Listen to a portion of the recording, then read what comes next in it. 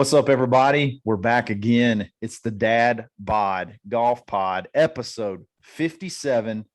It's our favorite day of the week. It's Friendship Friday. What's up, everybody? We got our buddy Brian O'Neill, who the only reason he's on here is he's related to Nate, but he's pretty cool. So we're gonna mix it up. They're not even officially related yet, right? Not quite. No, I mean, whatever, we still got man. 3 weeks. We got 3 weeks. Yeah, Nate's 3 trying weeks to until score the wedding. points already. I get it. Brian hadn't decided if he's coming to the wedding or not, so maybe if this goes well, he'll come. Yeah. There's Brian, a did you kid's make the birthday and a bar mitzvah that, conflict with the wedding time. I mean, Yeah. Love I a was good like, bar dude, mitzvah. we're going to have White Claw. And he's like, well, open bar at the bar mitzvah. So Hey, if you're having White Claw, I'm a tailgate. Let's go. There you is go. no doubt you would. Goodness gracious. Absolutely. Between Yeah. White Claws and Bryson, you would be all over it. Hey, Brian, you like to bet on sports? in a prior life, I had a thing for it. Well, let me tell you where you need to be placing your bets, and that is betonline.ag. They have a coupon code, Believe, BLEAV. It gives you a 50% welcome bonus on your first deposit. So you give them $100, Brian, they're going to give you $50 back. Just make sure you use the promo code BLEAV. They have football, basketball, boxing. They even have casino games. Those are a little dangerous, but they're still a lot of fun. Don't wait to take advantage of the amazing offers. Thanks for the disclaimer. Available for the 2021 season. They even have golf. We're probably going to put out some golf picks here pretty soon. Bet Online is the fastest and easiest way to bet all your favorite sports. Bet Online, where the game starts. So for Friendship Friday, we got 4 guys. We're going to talk about something that we've all done. We probably play more of these than we do regular rounds. Yes. This is the Dad Bod Golf Pod guide to having an elite 4-man scramble team. And I'm pretty fired up about this. We're going to break it down every possible way that you can break it down and have a lot of fun doing it. Y'all ready? Let's do this. Yes, sir. Let's go. rock and roll. Let's go. Nate, hit us up with some criteria that we need to be looking at so that we know how to break this down. How do you want to start this thing? So the scenario that we have, because I know sometimes we get invited to be the 4th man in a scramble and you can't help it, but ideally we've got somebody who doesn't play golf who wants to donate to this cause, and they say, hey, Nate, get 3 other guys. You guys, we're paying for it. Obviously, that'd be the best part. And you build it from the ground up. So you need 4 players. It's handicapped. So let's just start from the very beginning. Who do you need? Who are all the types of players that you need in a scramble? Brian, you and I talked about this a little bit earlier as we were kind of getting ramped up for this. So just give us a little rundown of the types of players that you're going to need on the ultimate scramble team. Yeah. So, I mean, I think your baseline is you got to have that all around, 2 to 4 handicap or less golfer. He's, in your rotation, he's on the back end. I mean, if it all falls apart for the first 3 shots, like he's got at least a chance to get you on the green or make it that 8-foot birdie putt or that 12-foot par putt. So I think that's minimum. You got to have that all around, all American. The next guy, I resonate with, because I'm that guy. I'm the 12 handicapper that can play, could be a 2 on any given Sunday. Yep. I mean, complete schizophrenia, Jekyll and Hyde. Yes. It's funny. Last week, You're gonna birdie 4 or 5 holes by yourself with no help, but then you're gonna lose 16 balls in a scramble. Am I right? Exactly. Yeah. I mean, solo, I'm going to shoot 35 and probably 48 on my normal round. Yeah, right. For sure. Because I'm going to get on the double bogey train for at least 3, maybe 4 to 5 holes in a row. And I'm having the mental breakdown. Yeah. The upside of being in the scramble is it's just like, you spray one 40 yards in the woods. It's like, that's not counting. My other guys, they got one 285 down the middle. Yeah, I mean, exactly. You have amnesia after every shot. It's like, I don't care. So that's the Brian O'Neill.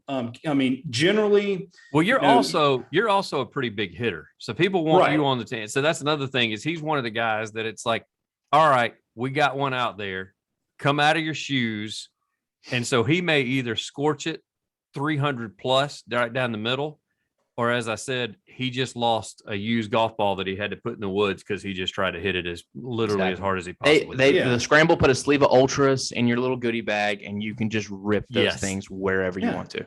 Yep. Go in for the green on a 300-yard, or trying to cut the corner over water. Just complete terrible. Like your high school golf coach would bench you for making stupid decisions type of player. But you're right. Bomb a couple drives, decent irons, might slip up and hit a green and two, and could make a couple putts. Definitely earn your way onto the team. That's that 12 that plays like a 2.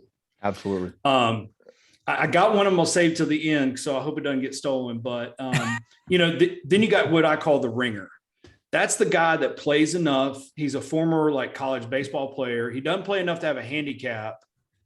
He's probably a 12 to 16, but you're going to throw him down as a 20 to 24. Right. Oh, no doubt.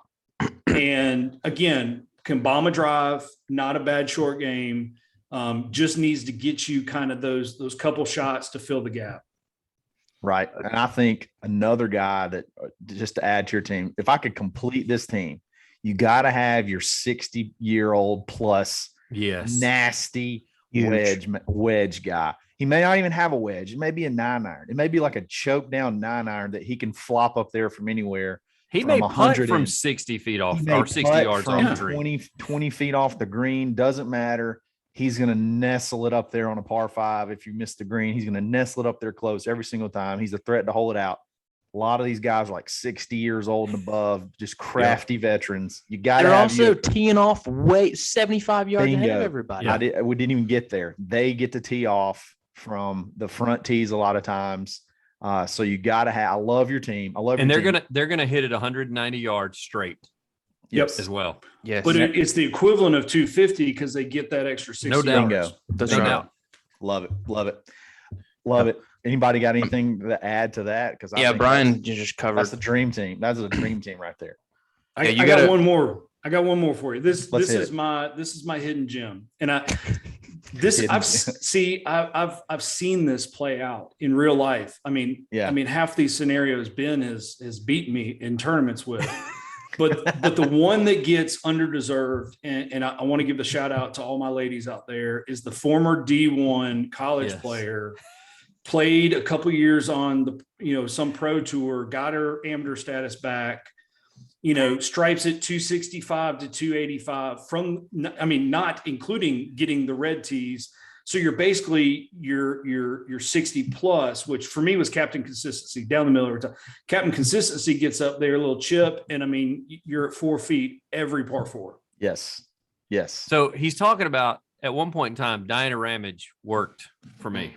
Notes right here, Diana Ramage in the side. And she's still in Auburn. She's in real estate now. She doesn't play a whole lot anymore. She puts on a golf tournament as well, a diabetes tournament. So she and a former football player, Kendall Simmons, both diabetics.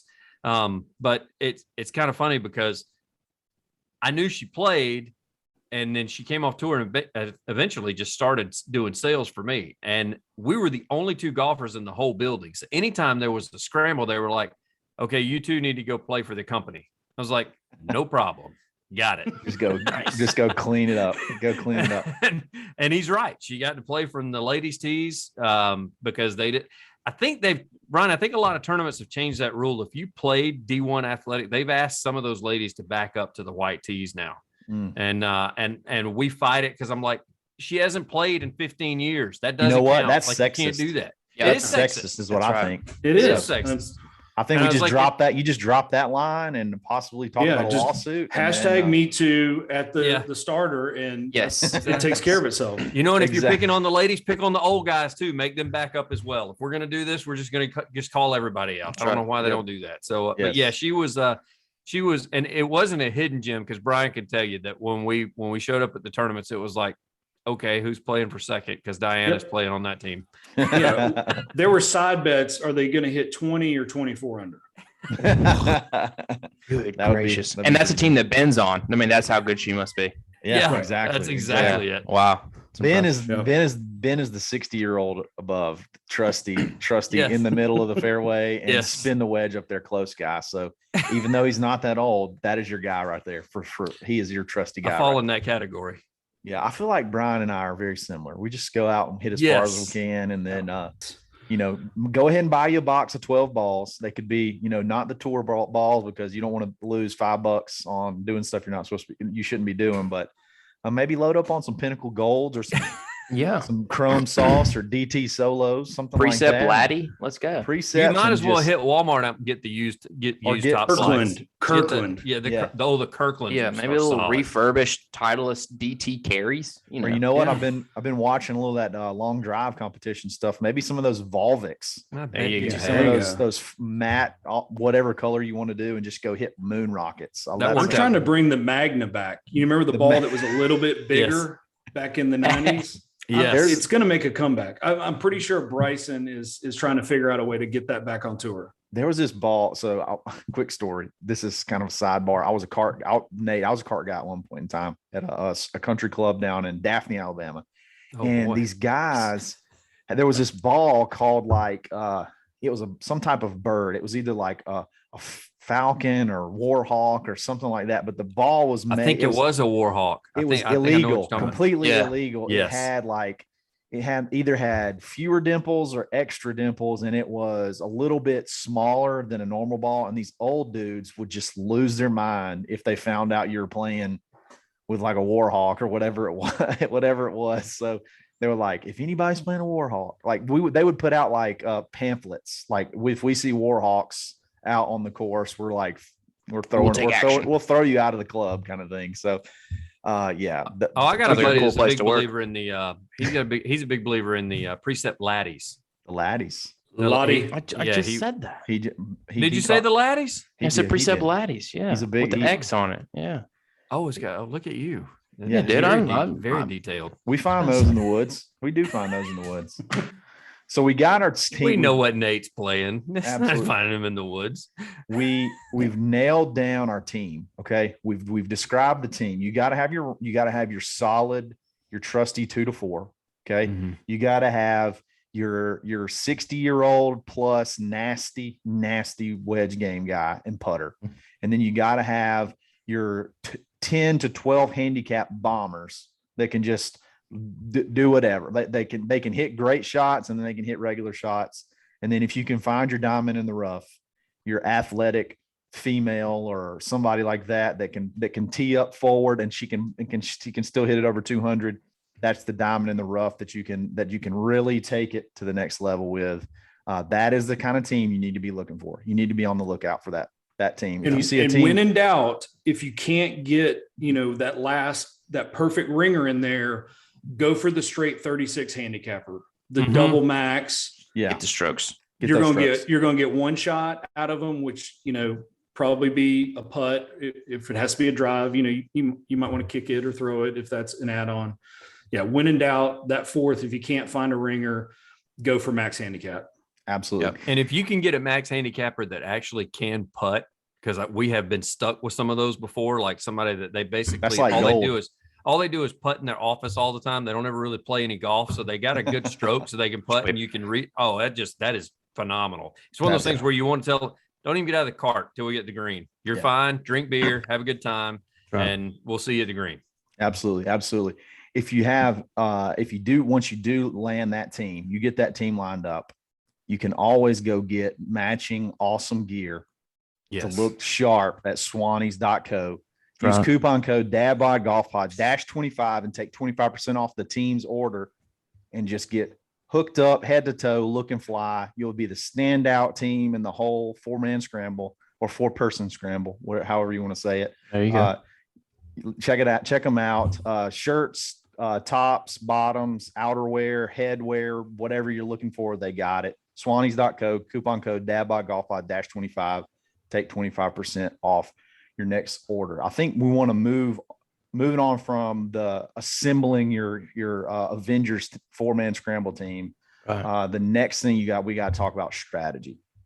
And if anybody who wants to go first on what is your key strategy to victory in a 4-man scramble? I've entitled this section "Win Before You Begin," and that's the part where you tell the lady at the sign-up table what your handicap is. Yes. And the way handicaps are confirmed at a 4-man scramble is the cart guy, usually a 20-year-old kid who doesn't care, drives around after everybody starts and makes sure everybody's handicap is correct. Okay, so you've got a 20-year-old kid who doesn't care, and he's just asking you. He doesn't care what shot you hit. If you bomb at 300 and then you go tell him a 36, that's what he's going to write down. Right. So win before you begin. Everybody's doing it. If you go out there and you're a 6 and you say you're a 6, don't even show up.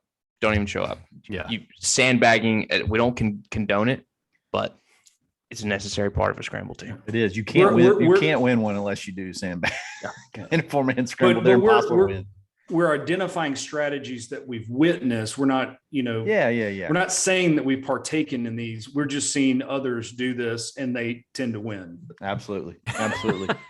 So I want to talk about a strategy that I played with one time, and it's the best strategies I've ever played as far as scoring wise. And one thing you got to do is you got to swallow your pride when you start off with, and because what always tends to happen, and you guys correct me if I'm wrong, you got your steady guy who gets you off the tee, and he's going to be out there 220.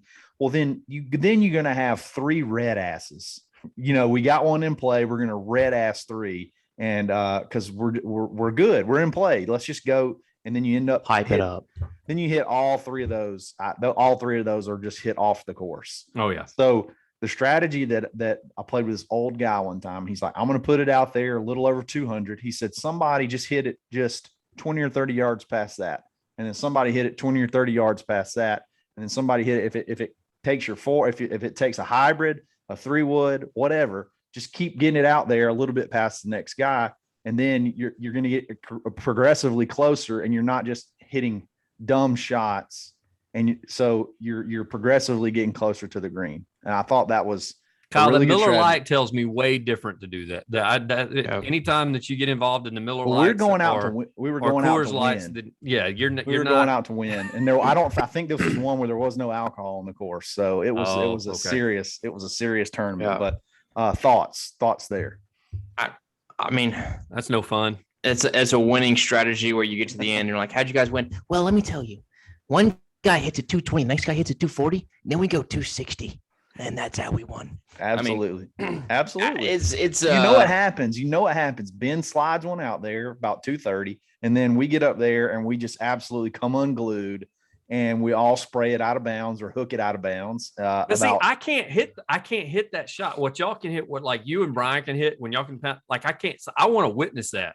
So if I see you guys go back and grab a 3-wood and a scramble because you want to hit it out there now 240, 250 past where I just hit my drive, I'm gonna be pissed. Well, I'm like, you go back and you get your driver. You're not there to win. No, I'm not. I'm there to have a good time.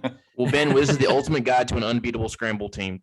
We're trying to be unbeatable. You could learn something tonight. I would take my power bombers. Trust me, I've been in plenty of winning teams. I'll take my power bombers against your strategic 220, 240, 260 any day. And we'll wax it. Get that hiney waxed. We might have to set that up. We have to get that set up. All right. Anybody else strategy wise? What's your top strategy as far as a 4-man scramble goes?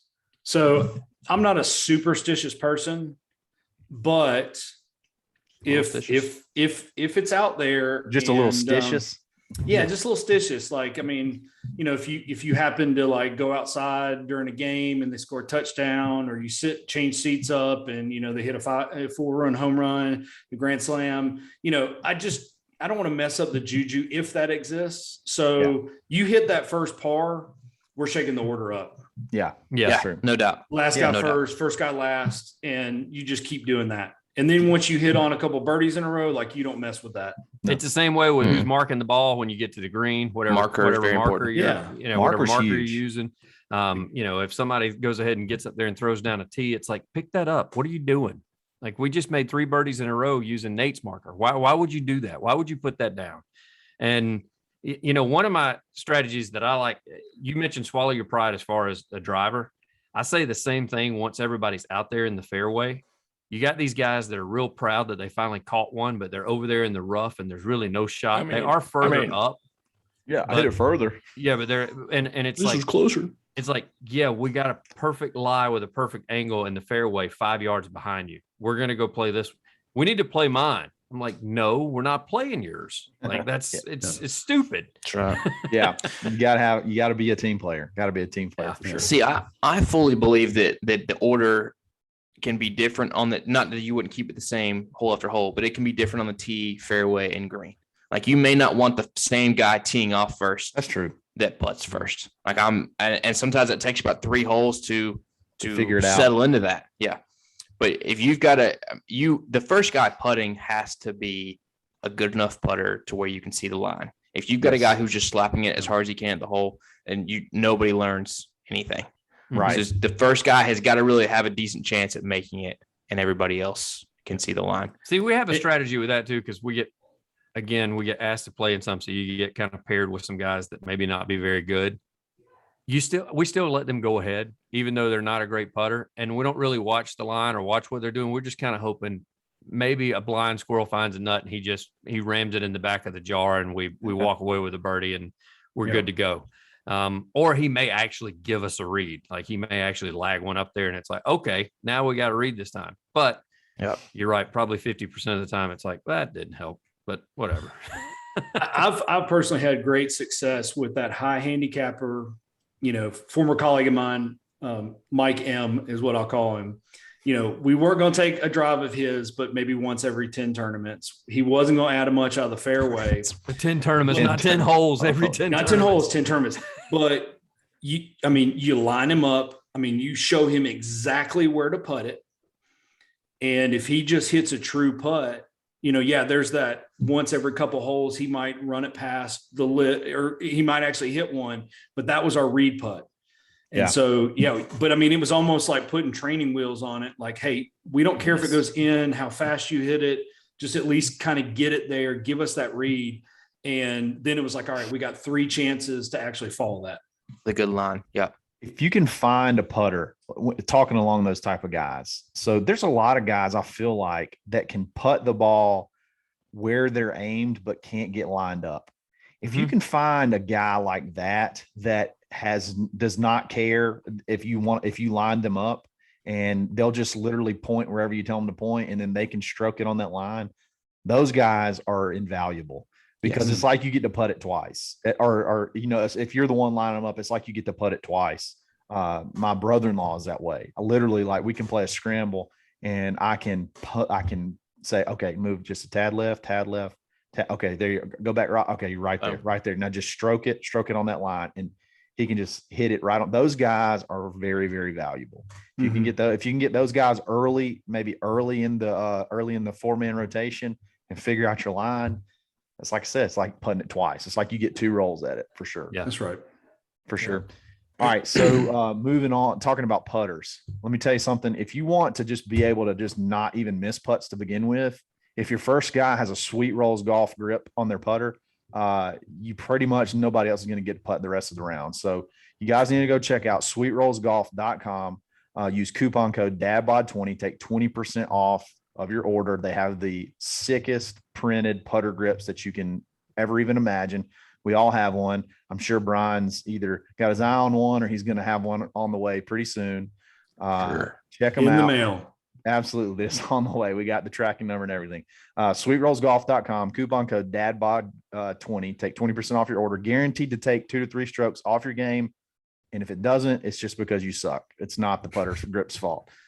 So moving on, we play in some crazy tournaments, and they all have, sometimes they'll have like crazy rules. Like, just when I say that I call them like bonus holes, bonus stuff, where it's like, hey, you get to hit off the red tee, or hey, you got X amount of mulligans. What are some of the funnest ones you guys have seen, and what's some of the dumbest ones that you've seen, and what's the best way to kind of like take advantage of them if when you do come across those? So I hate the hockey stick on the green. Like, everybody has to use that. Absolutely hate it. Never done that. I've never seen that. Have you ever seen that movie, Happy Gilmore? I have seen that movie. That's what it's referring to. Yeah.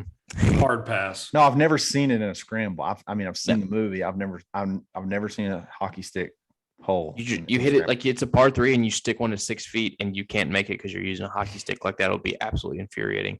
But my all-time favorite gimmick in a scramble is a throw because it just introduces an entirely something that is completely outside of you will 100% never ever throw your golf ball in a normal round. And I think that maybe the best way to use it is either a short par 4 that you don't quite get to with your drive, or if it's a par 5 where maybe you're 200 out. Yeah. And maybe it's downhill and you can get yourself to with 160 where it basically becomes a par 4. I think those are. Yeah, but the throw becomes confusing because I've played in some tournaments where the throw counts as a stroke.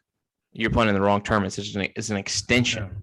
Yeah, that's the way I've always played it. But I have played in some tournaments that it was an actual stroke because they did that way.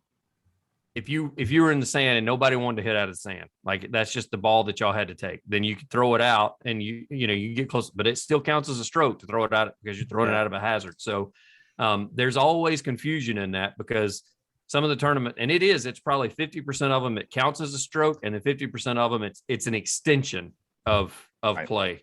And I think that's just something that maybe the pro or assistant pro, when they're giving out the instructions, they need to explain that because it never fails when you get the throw. You get there, and the next thing everybody's like, what are we doing here? Does this count? Is this a stroke? Is this not a stroke? What do we do? Yeah. I don't know. It's not on the score sheet. Nobody's saying. So Ben, you might want to stop playing in those Canadian scrambles. Yeah. In America, that's an extension. I thought it was an extension. That's the first time they hit me with, well, that's going to count as a stroke. I was like, no, it doesn't. They're like, yes, it does. And I'm like, no. That's a lame tournament. I'm WDing if that's the case. Yeah, that turning right back around over the one throw. You're going through the lunch line again and heading out. Yeah. We're gonna go get that barbecue sandwich and potato chips and head on out. Hey, we're talking. Actually funny. We're talking about the throw this past weekend when I was playing a tournament and they play some funky rules at this place. Hey, by the way, I played temp greens for the first time in my life this past weekend. Ooh, yeah. So that was fun. That was interesting. It was only 2, but it was still interesting. So you feel like you can just throw a golf ball forever. You just feel like you think you can though. Like when you're standing like 60 yards away, you're like, golly, I feel like I could just drop this right in the bucket. But might overshoot it. Yeah, exactly. I might have to let off a little bit, but it's not easy to throw a golf ball for number one, to be very accurate with it and to be have any kind of distance behind it whatsoever. So I've never had a situation where throwing the golf ball, I actually gained a whole lot from it. So a little hidden tidbit that Nate's good looking buddy, Paul Casey, can do. And they will, if you've watched some tournaments and some, you talked about how good looking he was whenever we picked the Ryder Cup. But you talked about how good looking he can suck a ball. Isn't he? He is a garden nose. He apparently can throw a golf, and they've shown this before. Like you guys go YouTube it, look at videos. He can throw it like 135 to 145 yards. There's no way. Wow. That's impossible. Yeah, I don't YouTube it, and I'm telling you, he can do it. There's only like 2 guys on tour that can do it, and usually in like the pro-ams and stuff, that's one of their little gimmicks that they'll do to please the guys that they're playing with. It's pretty impressive. I feel a dad bod golf ball throwing competition. No chance. Sometime in the future, like everything YouTube would tear in my entire shoulder. If I did that. There's no way. We have to do that. We may have to. I think it's got to be a stinger. It has to be low, and you've got to have the roll. Because you try and launch that thing up there, and it just lands and stops. It's got to be a stinger. Yeah, the roll would count. The roll distance would count. Yeah, if you throw like a little heater right close to the ground and it gets to spinning, you could get some distance. Sidearm. Yeah, no doubt. For sure. No doubt. One that I've seen a few times, the 3 I played in one where there's 3 pins in the green. Okay. Love it. But this is the thing. It's not just you go to any of them. Okay. One of them is even. One of them is -1 and one of them's +1, and you don't know which one it is until the end. So if you go and you make a birdie onto the +1, it's actually a par. If you go make a birdie on the -1, it's obviously it's basically a hole in one. And if you accidentally go into the even one, it's just whatever score you take. That's pretty tricky, and it's always on a par. It's always on a par 3. and you never know. They don't even tell you, like they have AM and PM flights. Like they won't even tell you until like the Calcutta afterwards. So it's like you find out, oh, by the way, hole number whatever, it was the blue one was -1, the red one was +1, the white flag was even par. And everybody's like, no, or celebrating. Yeah. So you never know. That's kind of a weird little gimmick that's kind of fun at the same time. Piggybacking off of that, I played in tournaments where they have it. It looks like the number 5 on dice. It's got them in like the corners and then one in the center. However, you just put the cosest one, but but they don't put a flag up. They just have the holes up there, and you just hit to the green. Yeah, it's a total blind deal. So, they always say they mix them up, but just about every time I play it, basically looks like the 5 dice. Like it's got them in the corners and then one in dead center. So they don't mix it up as much as possible. So that one cool one that I like, it's kind of a gimmick, and you can play the system a bit. Is and Coach Kim Evans has this in her tournament that she plays host to the AU club. You have to hit a left-handed club. The rule doesn't state if you have to swing it left-handed. You just have to hit a left-handed club. Everybody gets up there and tries to hit it left-handed, and it goes nowhere. But you just flip it around and hit it right-handed, and you can usually hit you a scorcher. You can advance it. Yeah, you can advance it a little top spin down there, and but that's one of the fun ones I like, because most people that haven't done it before just don't know to turn it around. Sure. What do y'all see mostly for what's the Mulligan rules that you typically see? I mean, is it the ones that y'all play in, or have y'all played in? Is it typically like 1 per person per round, 2 per person per round? I think the ones where you just buy as many as you want are dumb. Like you'll just never win those tournaments. Like there's going to be 23, 24 under. I think 1 mulligan around is pretty, I think you could get by with that. That's not. I don't think you should do one. No mulligans. No, you get 4 on every shot. I mean, that's so lame. No, the whole reason they're doing it is to raise money, and there's been other ways that they've been able to fix it. Brian can tell you this: like in the fundraising business, you can do other things. Rusty Pruitt has a tournament where basically they say you can if you give us $20, you can move up a tee box. And so that knocks out your mulligan right there, because just about everybody in the group's going to give $20 so they can go up there to the forward tee box and play. Or it's one of those things where it's not that you get to move up a tee box. If you don't give us $20, you have to tee off from back here in the woods. And so it's like they're kind of bending you over a barrel. So I say you're doing the mulligans to raise money, because everybody's taking more mulligans as they should. So just don't do the mulligans. Find another way to raise money. Find another gimmick on the course to make people give you money. Nate's about to just go off. I think that's the worst take of all time. Like, do you just want to stop doing breakfast balls too? Like, mulligans are ingrained in a 4-man scramble. Yes. First of all, no, they're not. You don't have to purchase them. Otherwise, you can get them free. They're not ingrained. You said your piece, Ben. Let me speak mine. Most of them are included. The Dad Bod Golf Pod Ultimate Guide to an Unbeatable Scramble team. Mulligans only count if they go in. Like we said about the handicaps, not condoning it, just saying it's been done before. It's a winning strategy. It is a winning strategy indeed.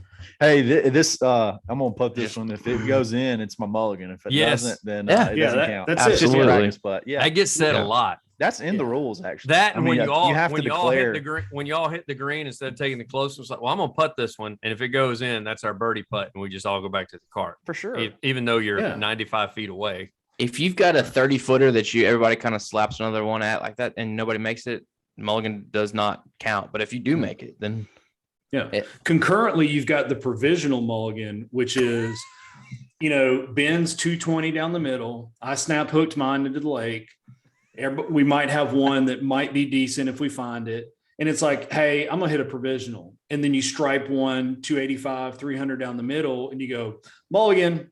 Exactly.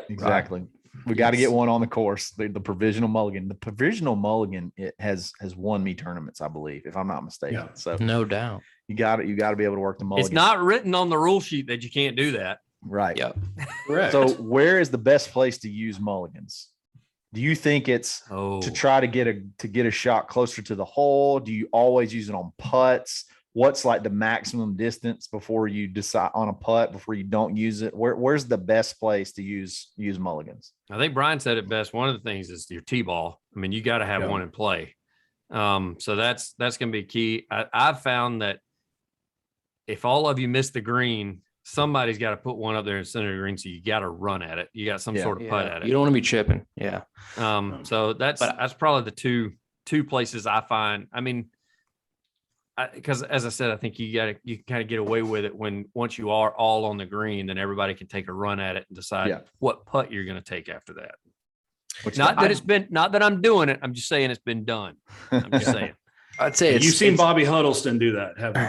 I have seen, and I'm ashamed of him. I'm ashamed of him for doing so. I'm not condoning it. I do congratulate him if he makes it. I think that's awesome. Yeah. But I'm just saying. I would say, but like putts, nothing will take the air out of a scramble team worse than a 15-foot birdie putt that 4 guys miss. Like, you got to come away with those. As soon as the ball is hit onto the green from the fairway, everybody's got birdie on their mind, and then you walk away with par. No, and drives, the only time you ever hit a mulligan with a drive is that you have got 4 balls that you don't think you can make par with any of them. Right. Because that is which is tough to do, what I mean, in general. Yeah. If you roast your mulligan like out of bounds or into the water, or par 3 tee shots, you got par 3 tee shots if you're in the bunker, which I don't mind playing out of the bunker in a scramble. I don't either. Like, if you've got this team that we're talking about having, you should be able to get up and down out of the bunker. People think that's such a horrible thing. Green side on a par 5, up and down, birdie, move on. Exactly. Well, I think people think it's a bad thing because they're not playing for par. I mean, that winning score is going to come in at 18, 19, 20 under. Yeah. So par is not. You got to make something happen. There's been some that I've played in where it's par max because they know everybody's going to be putting birdies down. So they just want you to keep moving. And so that way it doesn't take 6.5 hours to play the scramble. It still does. I know. Absolutely. Yeah. I was going to say that 8-foot par putt that, your first 3 guys didn't do it and your all around stud just lips it out. I mean, if you make a bogey in a 4-man scramble, you might as well just take it to the house, put the bag in the truck, go back to work. I mean, what did you say to me earlier, Brian? Like, what was the phrasing? You said, Brian said court. Go ahead.